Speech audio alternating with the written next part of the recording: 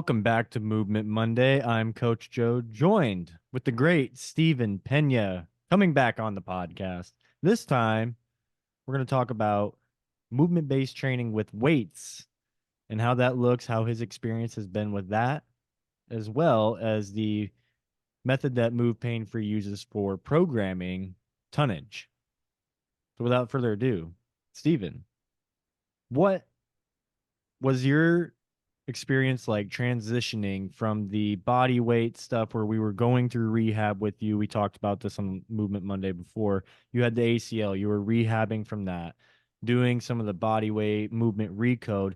Then you come to me probably 5 months ago and you say, hey, I want to get big, I want to get strong, I want to be athletic, I want to strike fear into the opponents on the mat. And I said yes. And so we developed a program. So I want to hear your experience with that, how you liked it, and what was it like doing the movement based pattern with a lot of external weight? Well, if you're in any way, shape, or form interested in movement-based training, optimizing the way that your body is designed to be, then you're going to absolutely love this training program and this routine, this type of training. I just had so much fun training like this because I trained with the bands, I trained with the body weight work. I got to the point where I felt confident enough in my rehab process to go ahead and translate these concepts into weight training. And I didn't know that these concepts were translatable to the weight training, but you actually can lift weights and it be optimal for your body's movement.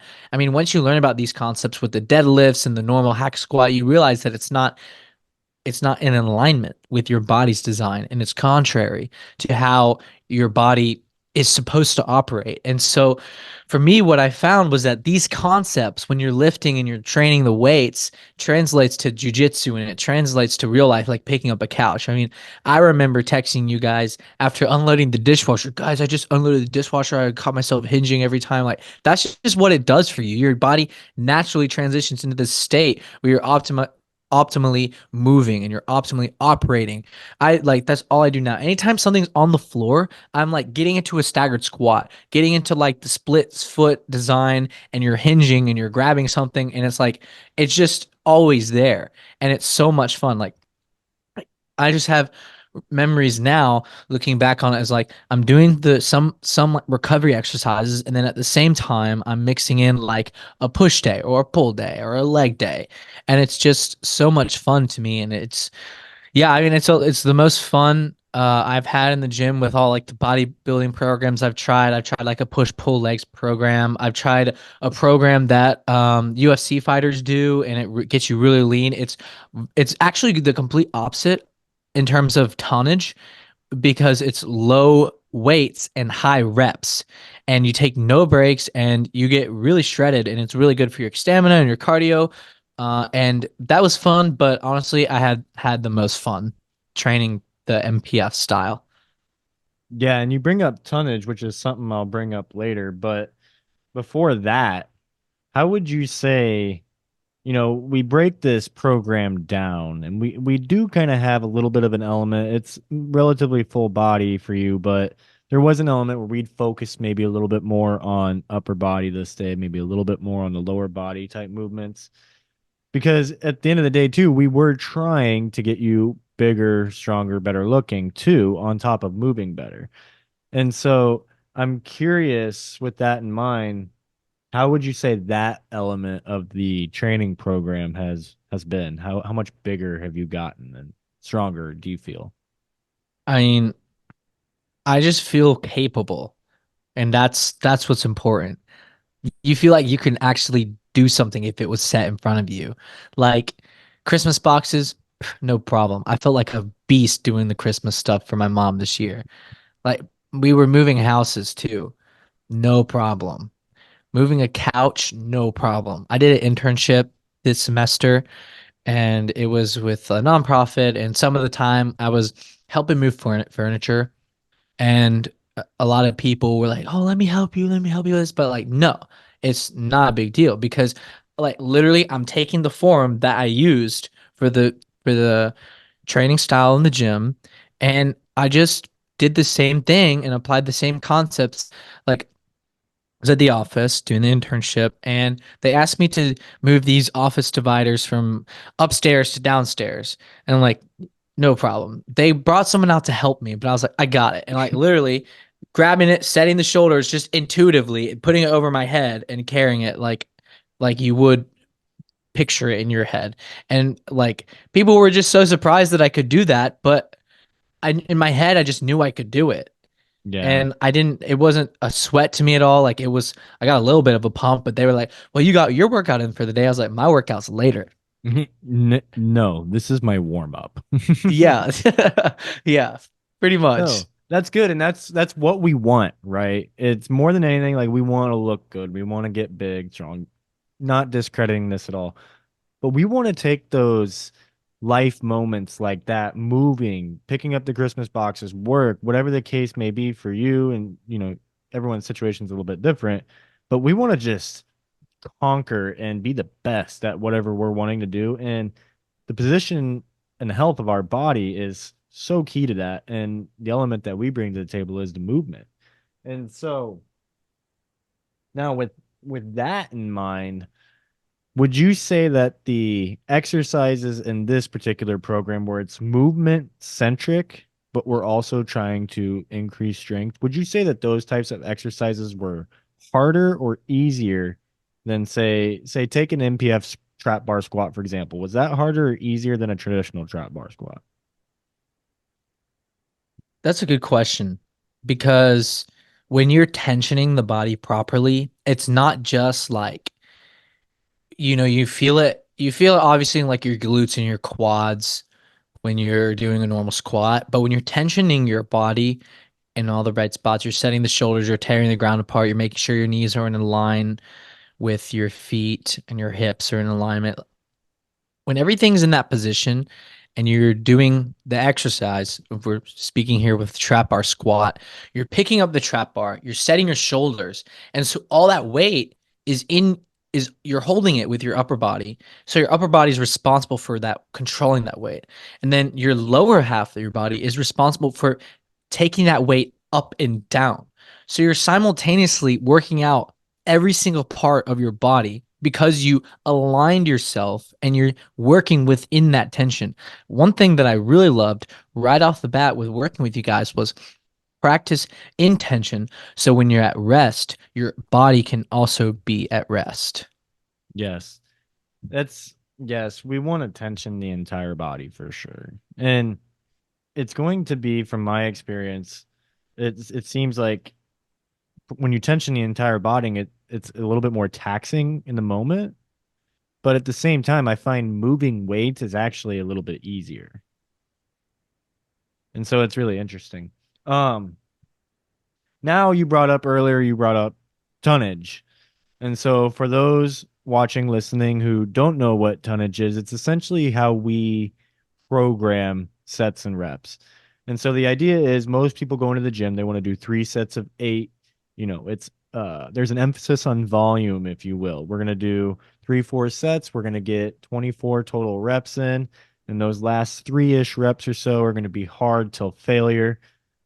We don't take that approach because since we're so movement focused and we want proper tension alignment, we want it to be perfect. Having 3, 4 reps at the end of these sets is going to make you fall out of that perfect form. And in our minds, you might as well not even do the rep. And so what tonnage does is it takes the opposite. So instead of doing 3 sets of 8, we're doing 8 sets of 3. And by doing this, we can tap into 65% or more of our 1 rep max, do that for 3 reps over 8 sets, and the total weight moved over those 24 reps is going to be far greater than the other. And in those 3 reps, we're moving heavier weight, so we're able to get stronger. So that's kind of the real quick rundown of how we program and why we program that way. And I want to hear your thoughts on it. First, I have a question because I actually had this question come up when I was listening to the Strength of Men earlier today. So I heard on a podcast, Dr. Huberman's podcast, that talks about, he did an episode about building muscle. And Mm-hmm. basically, when you're in the zone of burn, which is close to that point of failure, Yep. that burning sensation is the factor that builds muscle during the moment. And that you don't really experience, especially if you're bench pressing 8 sets of 3. You don't necessarily feel that same kind of burn as if you were doing a drop set for, say, on like a tricep cable push. If you do you Mhm. understand what I'm saying? Yeah, I So actually, what's the concept here with that? yeah, and I believe I've listened to this episode of Huberman before, and correct me if I'm wrong, but one, there's two thoughts that come to mind. One, I think he's talking about hypertrophy rather than strength. It They're a little might bit I different, think you're yeah, I think a you little might bit be different. actually on that part. And then the second part is he actually says that you should only do that for roughly 10% of your workout. So what I do personally to answer your question is I'll stick to I want to just focus on developing strength with those more compound movements, thinking overhead press, bench press, MPF trap bar squat. But then I'll burn out on maybe some lesser compound lifts, something that it's a little bit easier for me to hold my form while going to failure. For example, I might do a tricep extension. I want to blow up my arms, shoulders, whatever. Smaller movement. I can hold that tension easier and burn out a little bit. So there's a balance there of we want to focus on the compound lifts and ones that are more centered around performance. I want to keep those at those lighter reps. I want to get max force output with minimal fatigue to increase that force output. And Okay. so, but for hypertrophy, and there's certain exercises in my mind that are better for hypertrophy than, say, strength and performance. For example, I think your lateral raises and your tricep, bicep stuff, um, some like chest flies, maybe like I think yeah. those are traditional aesthetic based exercises. And so that's why you see bodybuilders do them all the time. And so those ones, I would say, if you can keep the form, burn out, and there's a lot of benefit to that, like Huberman says. So that's a very detailed part of programming on our behalf to try and get you bigger, but also stronger. And remember on your program, I know for sure we kind of went till failure on some of those things, but it was usually kind of We towards the did. end and on stuff that wasn't a compound movement. Okay. Cool. Awesome. So what was your question? What's your thoughts on tonnage? I mean, it's interesting at first because when you go from like a bodybuilding program or like I went from the low weight high rep program. So going from that to literally the opposite, high low rep. No, the jujitsu program was high rep, low weight. So then I go to a program that's high weight, low rep. Yeah, okay. So it's an interesting perspective change because you're like, well, you do like the first couple, like you're doing 8 sets of 3 bench press. You're like, what the hell? Like this is Yeah. not feeling the same. Like it doesn't feel the same. But if you think about it in the long term, like you say, like I did think about the numbers. I'm like, okay, well, I'm lifting way heavier here, even though I'm doing only three reps, but I'm doing 8 sets. And it might look silly to people like, oh my God, that guy's only doing 3. But like they don't see the amount of reps that you're doing and over that period of time. And it makes sense when you explain the tonnage part because you get to actually see how much weight you actually moved in that time period versus if you did, okay, so it's 3 sets of 8 or 4 sets of 6. I mean, you like that goes back and forth. Like you're not going to be able to push as much weight if you're doing 4 sets of 6. You're just not versus 3 sets of 8 or eight Mhm. sets of 3. And so it's something that I thought was interesting, but like it didn't hurt my gains. um, I mean, I'm pushing higher numbers than I was if I was doing like 4 sets of 6 or 3 sets of 8. And like if you go, if I've actually flipped through my journal, like I keep a little workout journal, write down all this stuff. I've looked at it because I was curious, and I'm pushing more weight. Yeah. And I mean, I feel strong, like I feel capable, and like I'm still making gains. So Yeah. really, it just makes sense to me. Yeah. Yeah. And the science behind it, I kind of briefly brought it up, but there's a lot of studies out there. Like, if you want to increase one rep max or just overall force output strength, if you will, not hypertrophy strength, it's better to do 65% or greater of your one rep max. That's why people one rep max, if you they kind of do it to test and then sometimes they push themselves. But doing So say your one rep max 225, 65% of that. I don't know it off the top of my head. Say it's 185.